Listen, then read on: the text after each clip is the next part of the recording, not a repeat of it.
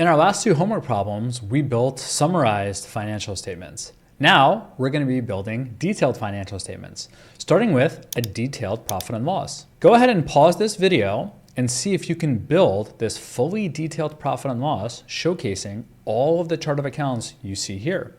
Feel free to also add your own chart of accounts. Okay, so I again have a blank workbook and I'm just gonna make it much bigger so it's easier to see. All right, over here, I like to just enter in the name of the actual tab that I'm in. And then let's also remove the grid lines, Alt-W-V-G, and I'm gonna start with the top of my P&L, which of course is my revenue section. And let's just make that smaller.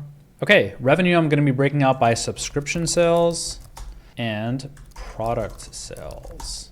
Then we'll say total revenue, and now we'll get to our cost of goods sold. Web domain and hosting fees, merchant account fees, and product costs.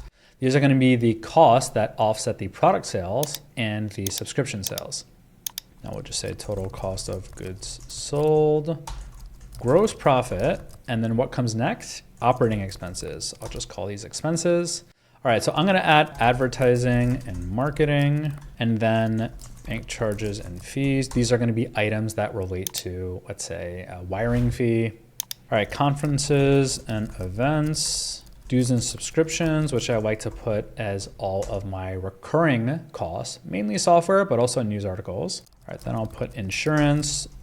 Then we'll have a new section called office expenses, and we'll call it office supplies and software. So this is going to be one-off software instead of the recurring in dues and subscriptions. Rent and lease, utilities, total office expenses.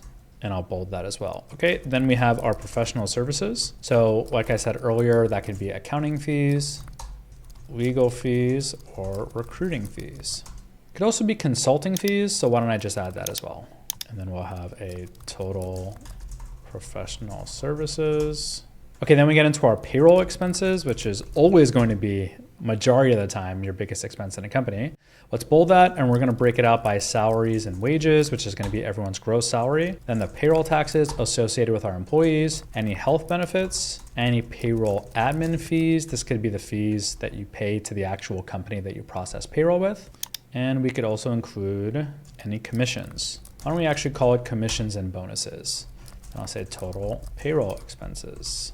All right, the next section we have is travel, meals, and entertainment.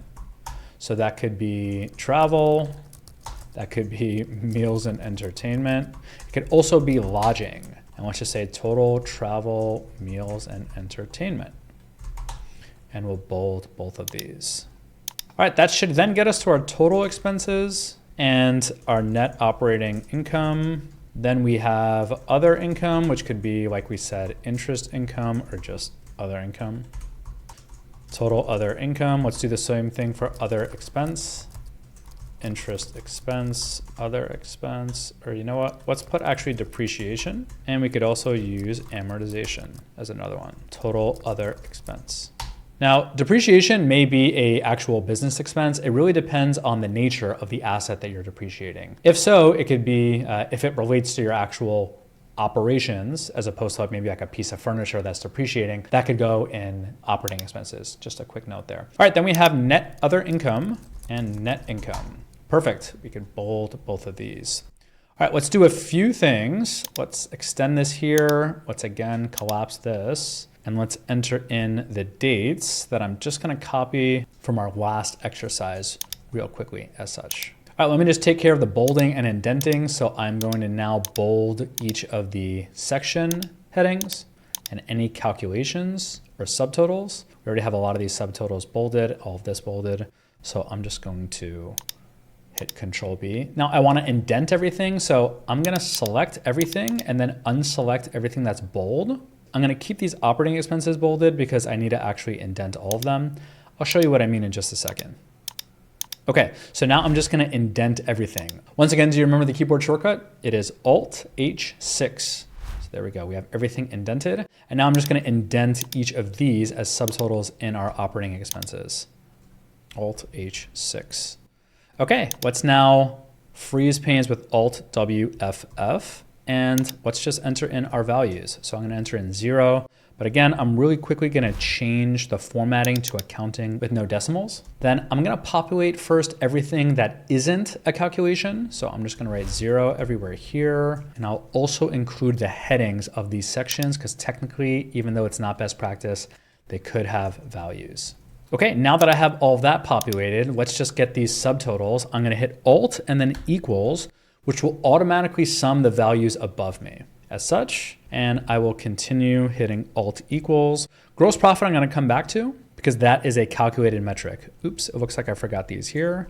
So once again, I can't hit Alt equals here because it'll actually just sum everything up top, but I can just write equals sum and then hold down Shift on these values over here. And I'll do the same thing on total professional fees, payroll expenses, travel, meals, and entertainment. All right, now expenses, I'm gonna write equals sum, and we're gonna include all of the values starting from the top. For office expense, I'm actually just going to sum up the total here. I'll then hit a comma, and I'll do the same thing for professional fees and payroll fees and travel, meals, and entertainment. And then I'll close those parentheses as such. Net operating income is going to be my gross profit minus total expenses. Total other income, let's sum that up. Total other expense. Net other income is going to be other income minus other expense. And finally, net income is going to be our net operating income plus our net other income as such. All right, now all I'm going to do is just select everything over here that should be bolded by holding down Control, and I'm gonna hit Control B. Okay, let's take all this information, hold down Shift, Control C, and then Control V to paste. All right, let's just test this out. Again, if I type in 10,000 over here in revenue, I get 10,000 populated as total revenue. Looks like we forgot our gross profit. I'm gonna take total revenue minus total cost of goods sold. I'll carry that forward. And let's just see, does this work? Net operating income is 10,000 and net income is 10,000. Okay, it looks like it is working. I'm just gonna enter in some other random numbers to make sure that this works. We get 150 over here, 5,150. Let's try this, 100, this over here, 150. All of this seems to work. Cool. Let's just rename this now income statement and work on our next statement.